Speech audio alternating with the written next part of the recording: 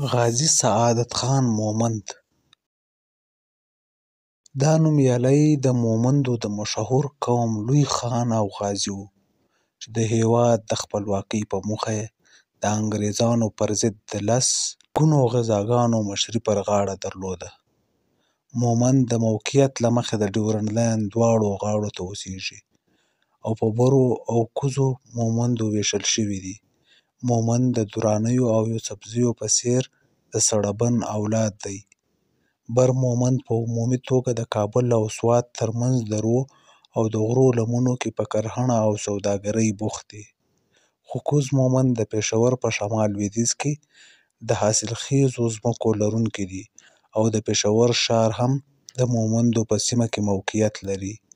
کوز مومند د خلیلو، ترکزیو، بابیزیو، حلیمزیو، خوازیو په څانګو ویشل شوي دي.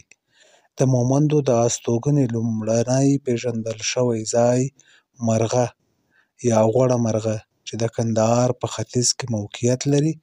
مومندو د نورو ختیځو پښتني قبیلو په څېر په 14مه میلادي پېړۍ کې لومړی غزني او بیا د کابل له لارې دغې اوسنۍ مینې ته مهاجرت کړی دی.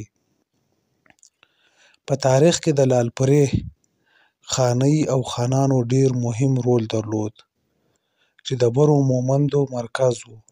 مورچه خان د لعل پورې خاني د 14مې میلادي پېړۍ په دوهمه نیمایي کې ظاهراً د دلاورۍ د یوه عمل په ښه ښوولو سره د یوه مخالف پیر میرزا ادولي بابا په دعا سره تاسیس کړه.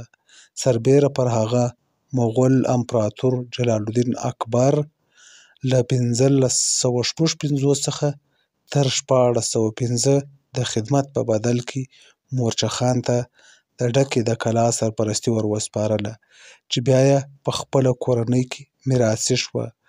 مورچه خېل له هماغه وخته راهیسې د ټولو مومندو لخوا د خانخېلو په توګه وپېژندل شول. غازي سعادت خان مورچه خېل د سعدالله خان زوی و او د افغان او انګلیس په لومړۍ جګړه کې یې د میچنۍ، شبی قدر او اکراب ډاګ د غزاګانو مشري پر غاړه وه او په 1841 زېږدیز کال د مومندو لښکر د ده تر مشرۍ لاندې د انګریزانو پر ضد د بري تر منزله وجنګېده. غازي سعادت خان د مورچه خان له مشهورو اخلافو څخه و چې تقریباً 40 کاله یې خاني وکړه او د خپلې لور قمرجانې واده یې له سردار شیر علي خان سره مخکې تر دې چې هغه امیر شي سرته ورساوه. امیر محمد یعقوب خان او سردار محمد ایوب خان د قمرجانې زامن وو. ایچ مارک په خپله مونوګرافیکه څېړنه کې وایي چې په دې پسې مسلسل برابر کړ. داسې ښکاري چې سعادت خان دې و نورو خانانو ته پر مومندو ډېر تاثیر شیندلی و. د هغه عادتونه ساده وو، خلکو هر وخت ورسره لیدلی شوای. په مشوره کې عاقل، د ملي موخو اتل او یو داسې مشال و چې خانان باید دغسې وي. سعادت خان ملي موخو او د هېواد خپلواکۍ ته وفادارۍ له مخې یو کلک او تکړه غازي و او د برتانویانو پر ضد د خپلې خانۍ په دوره کې تر پایه د مومندو جهاد رهبري کړ او د 1855 1860 زېږدیز کلونو ترمنځ یې د هند د برتانوي امپراتورۍ په قلمرو باندې 85 واره یرغل وکړ. دغه یرغلونه بالاخر د ده د بندي کېدلو لامل وګرځېدل. دا ځکه چې انګریزانو امیر شیر علي خان ته د ده په اړه رسمي شکایت وکړ.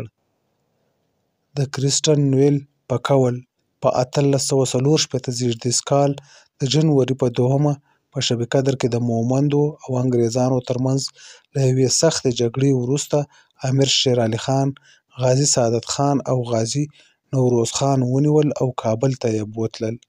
غازي سعادت خان یو څو میاشتې وروسته د خپلواکۍ له ارمانه سره په زندان کې وفات شو. ډاکټر زماني لیکي چې په 1864 زېږدیز کال کې په میچنۍ کې د انګریزانو په قواوو له حملې نه وروسته سعادت خان د انګریزانو په غوښتنه د امیر شیر علي خان لخوا کابل ته استول شوی او په کور کې تر مرګ پورې نظربند وساتل شو. د ډاکټر زماني وینا تر ډېره سمه معلومیږي، ځکه سعادت خان د امیر شیر علي خان خسر و، نو هرومرو به زنداني نه وي، بلکې په کور کې به نظربند وي او د نظربندۍ په حال کې به وفات شوی وي.